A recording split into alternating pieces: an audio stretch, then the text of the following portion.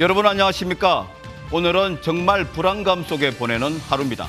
길을 가다가도 누군가 다가오면 겁이 나고 지하철을 탈 때도 자꾸 주변을 살피는 두리번 증후군에 걸릴 것 같습니다. 왜 이런 묻지마 흉기 난동이 반복되는지 집중적으로 알아보겠습니다.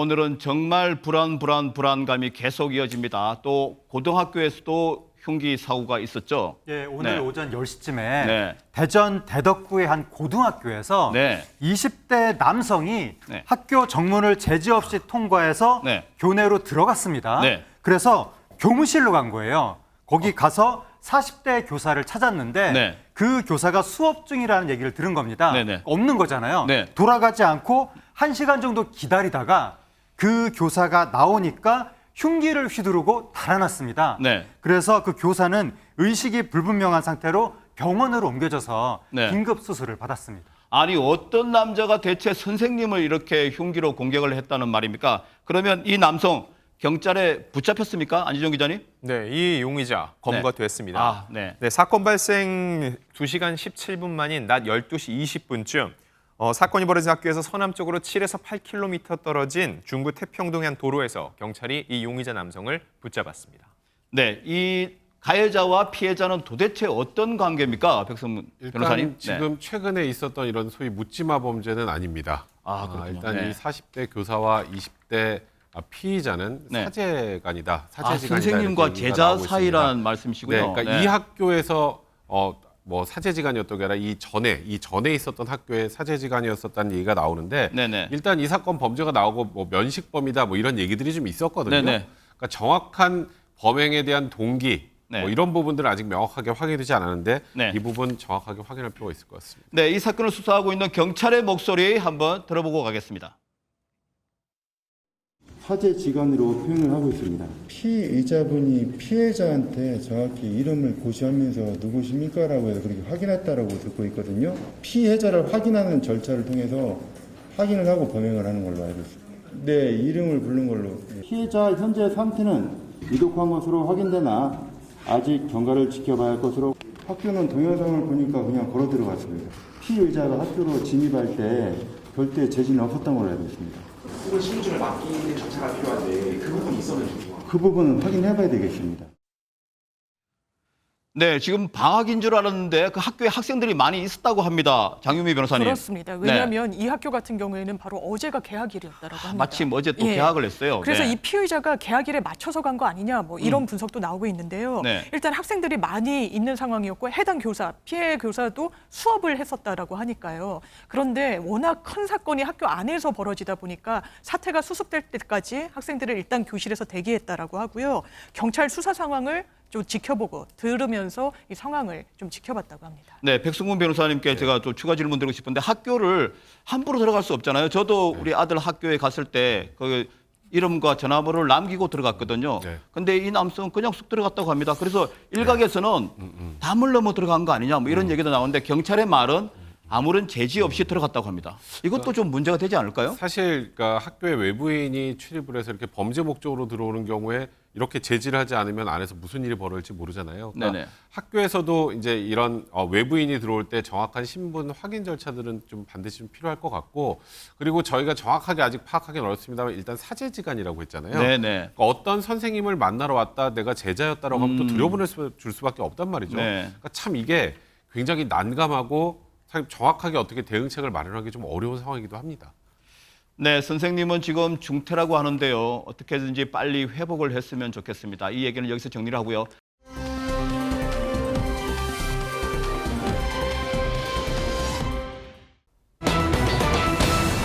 네, 커피와 락스는 좀 어울리지 않는데요. 이 커피 잔을 깨끗이 씻지 않아서 락스 냄새가 난다는 건가요? 안지용 기자님, 뭡니까 이게? 네. 네, 지난달 2일 서울 종로의 한 카페에서 벌어진 일입니다. 네. 근무 중이던 점장, 잠시 쉬면서 커피를 마시다 자리를 비웠는데 네. 이때 미심쩍은 일이 벌어졌습니다. 어찌된 영문인지 영상 통해서 설명드리겠습니다. 카운터 뒤 휴가 공간에서 쉬고 있던 점장의 모습입니다. 커피를 한 모금 들이키더니 곧바로 입을 틀어막는데요. 그리고 고개를 숙여 커피를 뱉어내기까지 합니다. 뭔가 수상함을 느낀 점장은 음료 컵을 들어서 유심히 바라보기도 하는데요. 그리고 냄새까지 맡아봅니다. 도대체 무슨 일이 벌어진 걸까요? 네, 이 더운 날씨에 커피가 뭐 상하게라도 한 걸까요? 이 점장, 피해자 점장의 이야기 들어보겠습니다. 마시고 나서 제가 향을 맡았는데 너무 역한 냄새도 나고 목이 바로 뜨거워져가지고 뱉었어요. 바로 뱉고 좀 토하고 손소독제 같은 거 제가 쓴 게 들어갔나? 아니면 뭐 커피가 상했나 그 사이에? 막 이런 생각을 하면서 오만 생각이 다 드는데 그 뚜껑을 열지 않는 이상 너무 말이 안 되는 것 같아서. 네, 이 수상한 커피에 무슨 비밀이 숨어 있다고요? 네, 전혜연 그렇습니다. 평론가님. 앞으로 보게 될 영상을 보시면 이게 네. 영화의 한 장면인가, 과거 영화 식스센스라는 것에 이 공포 영화에 나왔던 장면과 비슷할 정도로 무서운 네, 비밀이 네. 숨어 있었습니다. 네. 이 점장이 너무 이상하다고 생각해서 CCTV를 보게 됐는데요. 네. 그 장면 같이 보시겠습니다. 자, 커피를 마시던 점장이 잠시 자리를 비웠죠. 네. 함께 일하던 직원이 옵니다. 싱크대 밑에서 뭘 꺼내죠? 뭘까요? 바로 청소용 표백제 락스예요. 락스를요? 예, 네. 그리고 이 직원 지금 뭘 합니까? 점장이 마시고 두고 간 커피 컵에 그 락스를 부어서 섞습니다. 아하, 그러면 이 락스 몸에도 되게 안 좋을 것 같고 위험한 거 아닙니까? 하재근 평론가님? 청소할 때 쓰는 물질이고요. 그렇죠. 네. 굉장히 독한 물질입니다. 사람 몸에 들어가면 절대로 안 되는 건데 산성인가 염산인가 이런 게 좀 들어있지 않을까요? 또 여기도? 굉장히 독합니다. 그렇죠. 그래서 네네. 위험한 물질인데 그거를 네. 사람이 먹도록 했다는 게 너무 충격적인데 어허, 네. 이게 지난달 2일에 네. 서울 종로구의 한 카페에서 벌어진 사건입니다. 네. 점장이 이제 커피를 마시다 잠깐 자리를 비웠는데 네. 그때 직원이 이 청소용 표백제를 꺼내서 네. 그 점장이 마시던 커피에 섞은 거예요. 어허. 그래서 잠시 후 돌아온 점장이 네. 그 커피를 마셨는데 네, 네. 다행히 맛이 너무 이상하니까 곧바로 뱉긴 했습니다. 다행이네요. 그래도 그래서 삼키지 않았어. 큰 신체적 피해를 입지는 않았지만 네, 네. 그 이후로 이 점장분은 정신적 불안 증세가 생겨서 네, 음료를 네. 지금 마실 때 몸짓하는 증세가 생겼다는 거예요. 네. 그래서 정신과 치료를 받고 있다고 합니다. 그렇다면 이 직원은 점장에게 왜 이런 짓을 했을까요? 피해자 점장은 뭔가 의심쩍은 게 있다고 하는데 얘기 들어보겠습니다. 한 6개월 전에 얘기가 나온 적이 있었어요. 점장님이나 저나 똑같은 직원이니까 일을 똑같이 했으면 좋겠다. 설거지 들어온 거 제때 했으면 좋겠다. 손님 있을 때 문서 작성하느라고 안에 안 앉아 있었으면 좋겠다. 뭐 이런 내용. 결론은 자신한테 일을 너무 많이 시켜서 거기에 대한 불만으로 이런 행위를 했다는 건데 아무리 그렇다 하더라도 이런 행위를 하면 안 되는 거죠, 백성문 변호사님? 이거 좀 이상해요. 네. 사실 그 이상한 이유가 뭐냐면 이게 최근에 이런 문제가 생겨서 앙심을 품어서 이런 행동을 한 것이 아니라 네. 6개월 전에 좀 전에 얘기했던 것처럼 점장이 얘기했던 것처럼 네, 꽤 됐습니다. 6개월 네. 전에 뭐 내가 설거지가 많다면서 업무 분담에 불만을 제기해서 그 이후에 업무 조정까지 했다고 합니다. 네. 그리고 그 뒤로 두 사람이 전혀 문제없이 잘 지내고 있었다는데 그러니까 6개월 전에 이 문제를 가지고 앙심을 품고 계속 기회를 보고 있었던 것이 모르겠습니다만 네. 사실 이거는 또 점장 입장에서도 예상하기도 좀 어려운 그런 상황이었던 것 같고요. 이건 해서 안 되는 걸 넘어서서 명백한 범죄이고요. 양에 따라서 사람이 사망할 수도 있습니다. 그러니까요. 그러니까 이거는 네. 사실 양에 따라서는 정말 죄명이 살인미수로도 바뀔 수 있는 그런 엄청난 범죄입니다. 네, 이 점장은 진짜 직원 때문에 큰 위험에 빠질 수도 있었는데요. 왜 정말 이런 행동을 한 겁니까, 전혜연 평론가님? 일단 이 카페 점장이 너무 무섭고 도저히 그냥 넘어갈 수 없다라고 생각을 했는지 네. 이 직원을 경찰에 고소를 했습니다. 네네. 그리고 그 직원이 장문의 문자를 보냈는데 이런 내용이었다고 하네요. 순간의 감정을 조절하지 못하고 한 어리석은 행동이었다. 네. 점장님을 다치게 하려던 것은 아니었다. 이까지 읽다 보면은 사과를 하려는 건가 싶은데 또 뒤에 이런 내용도 있습니다. 네네. 합의나 고소치하를 생각하신다면 네. 연락 기다리겠다. 이런 내용이 들어가 있었다고 합니다. 근데 그 좀 쉽게 이해가 안 되는 부분이 있습니다. 근데 해치려고 하는 마음은 없었는데 왜 넣었을까요? 그냥 넣지는 않았을 거 아닙니까, 그죠? 그게 좀 앞뒤가 맞지 않는다는 생각이 드는데요. 네. 그렇습니다. 이게 받는 사람의 입장에서도 네. 정말로 나를 걱정해서 한 건지 네. 아니면 어떤 본인의 잘못을 좀 피해 가려고 한 건지 좀 의심을 할 부분만한 그런 해석이 나오는 부분입니다. 네, 이게 진짜 사과도 진정성이 있는지 없는지 거기에 대한 의문도 드는데요. 그 사과를 문을 게시를 하고도 가족들로부터도 연락이 많이 왔다고 합니다. 이 피해 점장의 이야기 더 들어보겠습니다. 예고도 없이 갑자기 한번 찾아와서 사과하고 싶다고 그때 정말 많이 놀랬고 찾아오지 마라 했는데 친구는 안 오고 가족들이 계속 찾아왔던 거죠. 합의 얘기 계속 하시고 너가 어디 머리 깨진 것도 아니고 지금 일도 잘 하고 있는데 일을 너무 크게 안 만들었으면 좋겠다. 크게 다친 것도 없고 하고 정신과 치료 받는 것까지 합해서 300 정도면 괜찮을 것 같다. 뭐 이렇게 얘기하시더라고요. 머리 다친 것도 아니고 뭐 크게 다친 것도 아닌데 그냥 넘어갑시다. 이게 진짜 진정성이 담긴 사과로 볼 수 있습니까? 근데 이것도 큰 범죄 아닙니까? 완전히 네. 큰 범죄죠. 일단 피해자의 건강은 상당히 훼손이 된 겁니다. 네. 그러면 형법상 상해죄로 처벌을 하게 되는데요. 이건 그냥 상해죄가 아닙니다. 네. 락스는 이 청소를 할 때는 일상용품이지만 음용 목적으로 사용하게 되면 굉장히 위험한 물건일 수밖에 없는 겁니다. 그러면 위험한 물건을 이용해서 상대방의 이 건강권을 해친다라고 하면 이게 특수상해죄로 네. 처벌을 받게 되거든요. 네네. 법정형도 상당히 높습니다. 최소 네. 1년에서 최대 10년의 유기징역형에 처해질 수가 있게 되는데요. 이런 범행, 뭐 합의에 이르더라도 감형만 될 뿐이지 처벌은 받게 되는데 네. 피해 점장 같은 경우에는 절대로 합의할 의사가 없다라고 밝히고 있습니다. 네, 그리고 장윤 변호사님, 네. 아까 그 정신적인 충격도 많이 겪었다고 했잖아요. 그렇습니다. 정신질환 치료도 받는다고 했... 이런 것에 대한 뭐 손해배상 청구라든가 이런 것도 가능할까요? 그렇습니다. 네. 그렇다면 육체적인 건강이 해아진 것뿐만 아니라 정신적으로 굉장히 이 치료를 요할 정도로 그리고 네. 정신과 진료를 받아야 될 정도의 상황에 놓이게 된다면 이 부분 또한 상해로 평가를 받는 겁니다. 건강이 네네. 상했다고 볼 수 있는 거죠. 네. 뿐만 아니라 형사적으로 범죄를 저질렀다라고 인정돼서 기소가 되고 유죄 판결을 확정받게 되면요. 이건 당연하게도 민사상 불법 행위를 했다라고 평가받는 겁니다. 네네. 그러면 이 불법 행위에 기해서 손해배상을 청구하는 것 또한 가능하고 이 가족들이 요구 말한 300만 원 이상은 당연하지만 인정될 것 같습니다. 네, 이 피해자는 앞으로 정말 음료수 한 잔도 마음껏 못 마실 것 같습니다. 이렇게 상사에 대한 불만이 아무리 크고 그렇더라도 이런 식으로 분풀이해서는 안 되겠습니다.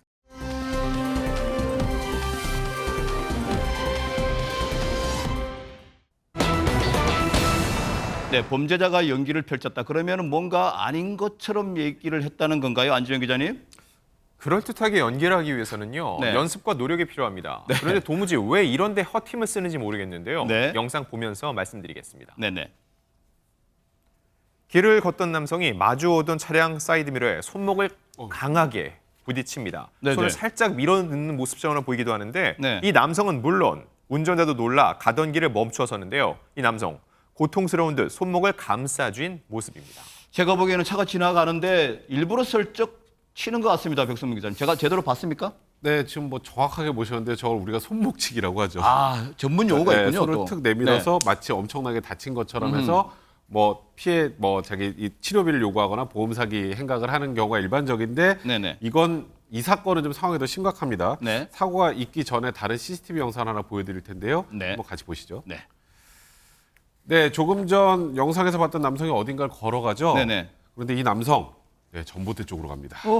벼랑간 자신의 손을 뭐 하는 겁니까? 강하게 부딪히기 시작하는데요. 네. 그렇게 수차례 손에 상처를 낸 남성. 아하. 이제 끝났나 싶었지만 아닙니다. 남성은 아직도 성에 차지 않은 듯 또다시 주변 사물에 손등을 마구 때리고서야 네. 자리를 뜹니다.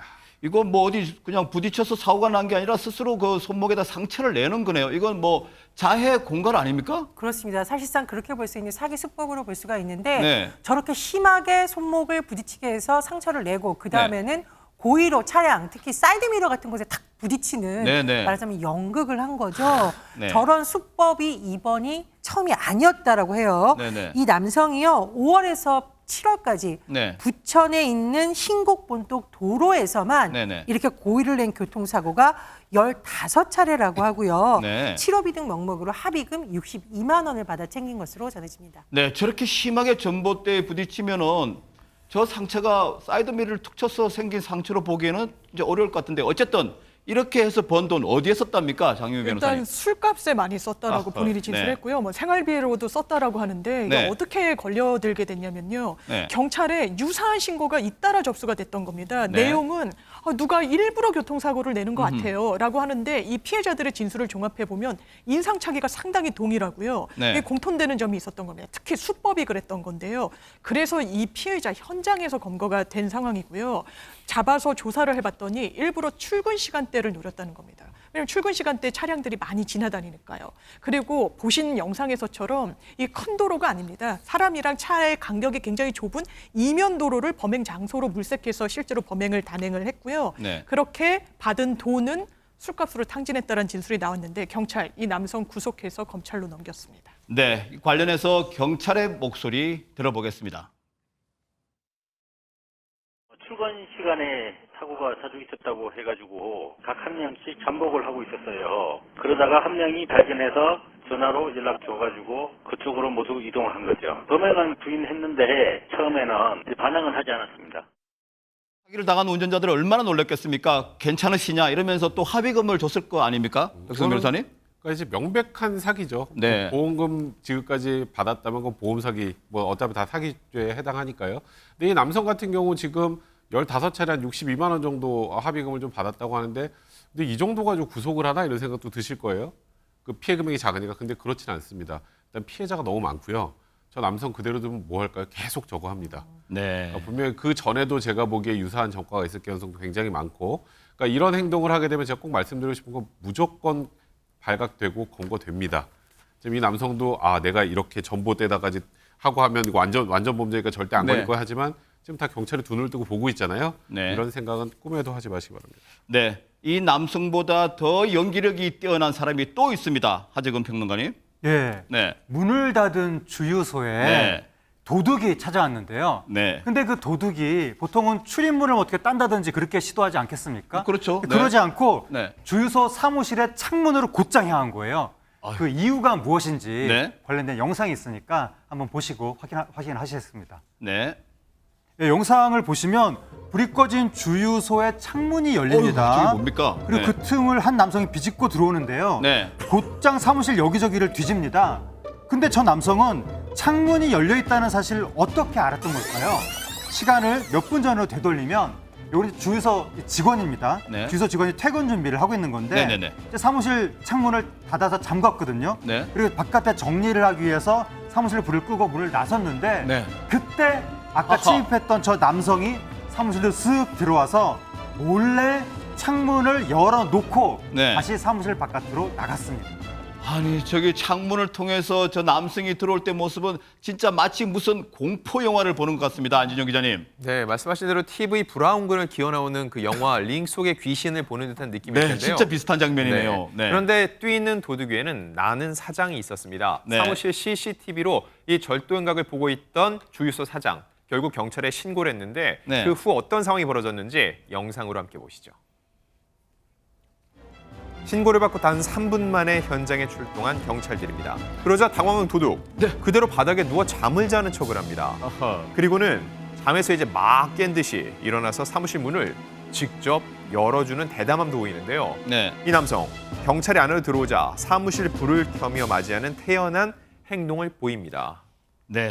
마치 그 주유소 직원처럼 연기를 하는데요. 이 남성 정말 뻔뻔합니다. 전혜연 평론가님. 그렇습니다. 아까 자해공갈 사기범도 그렇고 절도범들이 네. 요즘 연극 연습을 하나, 연기 연습을 하냐 진짜 연기력이 어이가 없을 갈수록 정도로. 늘어나는 거군요. 아, 예, 네, 너무 네. 뻔뻔합니다. 그렇지만 안지정 기자님 짚어주셨듯이 또 CCTV를 속일 수는 없은 거거든요. 그렇죠. 네. 지난 5월 23일 밤 12시 40분경에 일어난 사건인데 경찰이 CCTV 영상을 공개한 걸 지금 보시면 네. 이 남성이 절도를 위해서 어떤 행동을 했는지가 다 담겨져 있죠. 네. 아까 한번 보셨는데 창문을 통해서 들어와서 절도 행각 이어가고 이런 모습이 다 잡혔습니다. 네네. 그리고 보통 요즘은 저런 CCTV가 업주의 휴대전화하고 연동되어 있는 경우가 많아요. 그래서 이 주유소 사장이 생생하게 이 장면을 다 지켜보면서 신고를 해서 3분 만에 경찰이 출동했고 네. 이 남성은 야간 건조물 침입 절도죄로 체포됐습니다. 네. 자는 척하다가 벌떡 일어난 저 범인.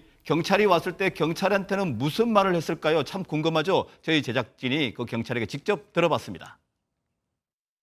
저희가 주변을 수색하다가 아내를 후라시를 비춰보니까 바닥에 누워있는 거예요. 문을 뜯더니 문을 열더라고요. 그래서 왜 여기 있냐 했더니 직원이라는 거예요. 잔다는 거예요, 본인이. 그러면 사장 전화번호를 대봐라. 모른다는 거예요. 그 상황에서 이제 사장과 또 통화를 했죠. 직원이 맞냐 했더니 그런 직원 없다는 거예요. 나중에 알고 보니 이 사람이 그날 오후에 면접을 봤던 직원이에요. 그날 오후에 면접을 봤어요. 면접을 보고서 그 사람이 집에를 가지 않고 그 주유소 문 닫을 시간까지 그 주변에서 배회를 했던 거예요. 직원 한 명만 남아있다 보니까 도와준다는 핑계로 들어와가지고 창문을 미리 열어놓아요. 이제 이 도둑이 전에도 주유소에서 근무를 한 경험이 있더라고요. 그러니까 주유소 내막을 잘 아는 거죠. 그러면 이게 경찰에게 주유소 직원인 척 연기를 한 겁니까? 장윤 변호사님? 그렇습니다. 연기 네. 솜씨가 보통이 아닌데요. 네, 네. 역시나 한두 번 해본 솜씨가 아니었습니다. 네, 네. 이 남성 자꾸 봤더니 7건의 범죄를 저질러서 이미 수배가 내려진 상태였고요. 네. 그래서 조사를 통해 또 여죄가 있는지 여부를 밝혀내야 될 것 같습니다. 네, 아무리 연기력이 뛰어나도 경찰에게는 속일 수가 없습니다.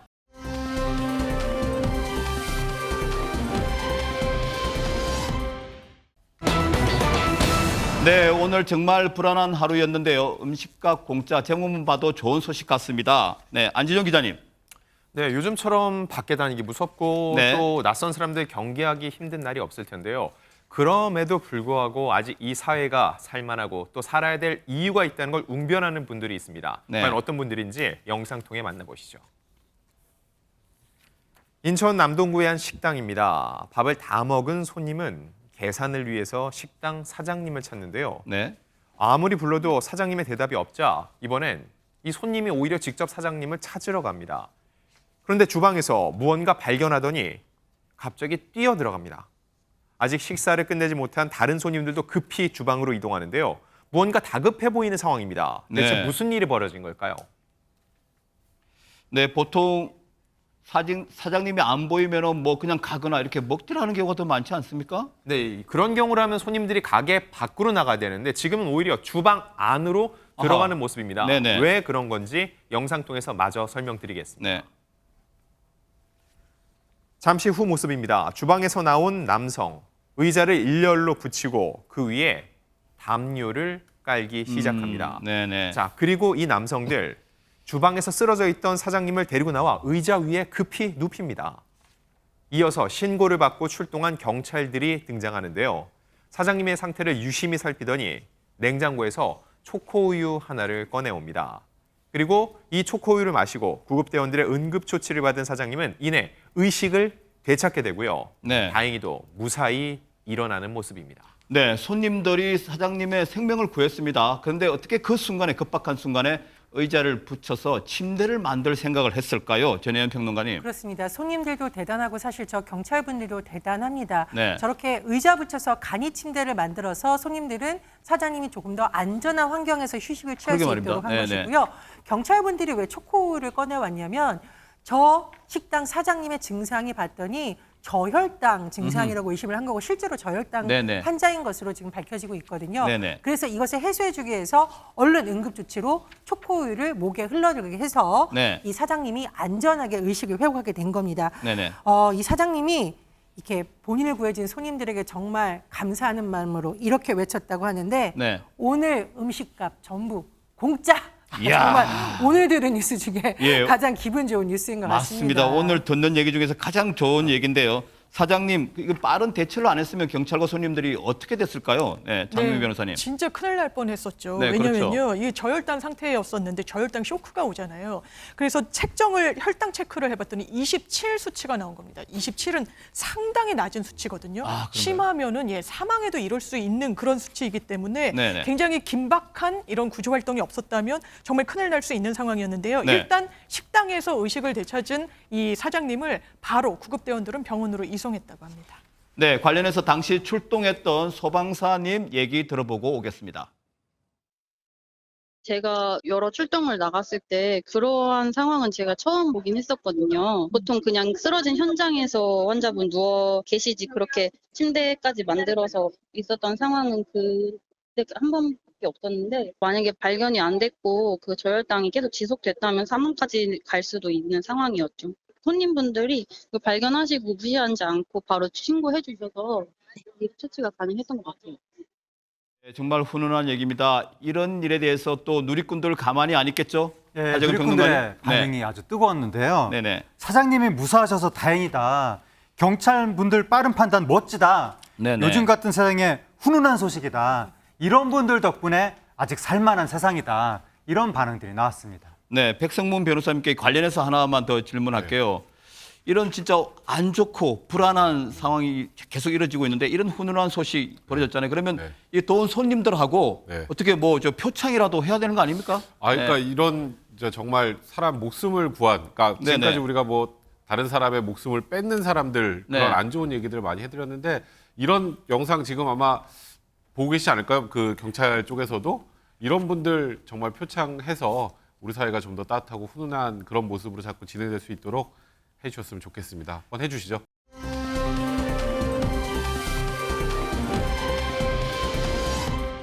네, 이어서 그 밖에 눈길 끄는 지구촌 소식 이어가 보도록 하겠습니다. 네, 백성문 변호사님.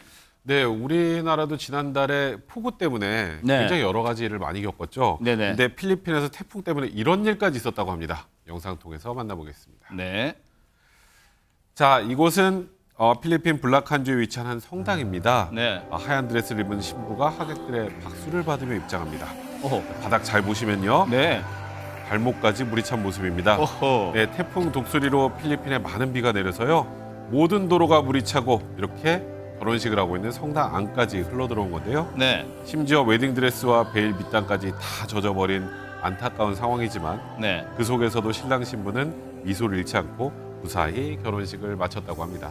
네, 저도 자세히 봤는데 제일 눈에 띄는 모습은 이 상황에서 신부가 미소를 띠고 있어요. 하재근 평론가님. 예, 신부라든가 신랑이라든가 관계자들 모두 네. 아무리 지금 뭐 물이 차고 수해가 있어도 네. 식은 제대로 맞춰야 된다. 아. 이 식은 성공시켜야 된다. 네네. 그런 굳건한 믿음이 있었던 것 같고 다행히 물도 저기서 더 많이 불어나지 않은 것 같습니다. 네네네. 식은 참 잘 맞힌 것 같은데 네네. 문제는 저 사태가 네. 태풍 독수리 때문에 벌어진 사태인데 아하. 최근에 필리핀에 저 네. 독수리로 인한 그 홍수 피해가 너무나 심각한 거예요. 네. 지금 10명 이상이 사망했다고 합니다. 오호, 네. 그리고 또 뭐 학교라든가 회사가 폐쇄되기도 하고 네. 일부 항공이 지금 취소되기도 했는데 굉장히 심각한 피해가 있어서 너무나 걱정이 되고 앞으로 더 이상 피해가 늘어나지 않길 바랍니다. 네, 전혜연 평론가님 이 관련해서 하나 딱 여쭤보시는데 만일에 이런 상황의 신부다 그러면 막 짜증부터 나지 않았을까요? 근데 저렇게 미소를 띠는 모습은 참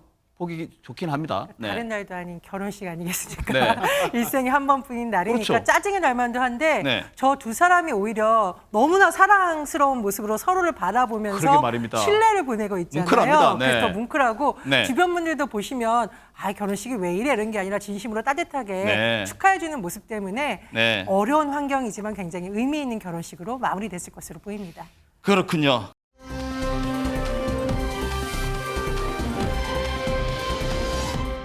그러면 이번에는 페루로 가보겠습니다. 안준영 기자님. 네, 페루 남부 도시인데요. 한낮에 시민들이 이 도로를 마구 뛰어다니는 일이 벌어졌다고 합니다. 네네. 어찌된 영문인지 영상으로 만나보시죠. 네.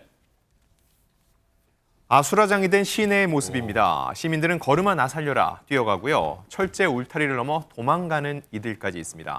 한낮부터 도심이 혼란에 빠진 건 다름 아닌 바로 이 녀석 때문입니다. 인근 투 경기장을 오. 탈출한 황소 한 마리가 무려 30분간 흥분한 상태로 시민들에게 돌진을 했고요. 심지어 사람들을 들이받기까지 했다고 합니다. 네. 다행히 경찰과 주민들의 합동작전으로 황소는 밧줄에 포획되어서 소동은 마무리됐는데 정말 보기만 해도 아찔한 상황입니다. 네, 거리가 투우장으로 변했습니다. 아찔한 상황, 위험한 상황이었겠네요. 저 누가 상상해놔도 있겠어요. 그러게 말입니다. 길거리를 네. 다니고 있는데 갑자기 저렇게 뿔이 난 황소가 화가 나서 저렇게 막 휘젓고 다니면 네네. 굉장히 많은 분들도 놀랐을 것 같고 지금 보시는 것처럼 사람 굉장히 많잖아요. 그러게 말입니다. 그 과정에서 아무 피해가 없었을 수는 없겠죠. 그러니까 30분 동안 저렇게 군중들을 향해서 돌진을 해서 지금 최소 5명이 다치고 네. 또 주변에 세워놓은 차량 같은 데도 손상이 있었다고 합니다. 네. 저럴 경우에는 어떻게 대처해야 될까요? 빨리빨리 뭐 저건 피하든가. 어떻게 저희가 방법이 없죠. 어떻게든 빨리 도망가고 최대한 빨리 피하는 게 답이 아닐까 싶습니다. 네, 그렇습니다. 보고 계십니까? 대박 사건. 네, 안녕하십니까? 김명준입니다. 여러분과 함께하는 뉴스파이터. 다양한 소식과 뉴스를 보고 싶으시면 화면 오른쪽을 꾹 눌러 구독해 주시길 바랍니다. TV로도 유튜브로도 여러분께 한 발 더 다가가겠습니다. MBN 뉴스와 뉴스파이터를 사랑해 주셔서 고맙습니다.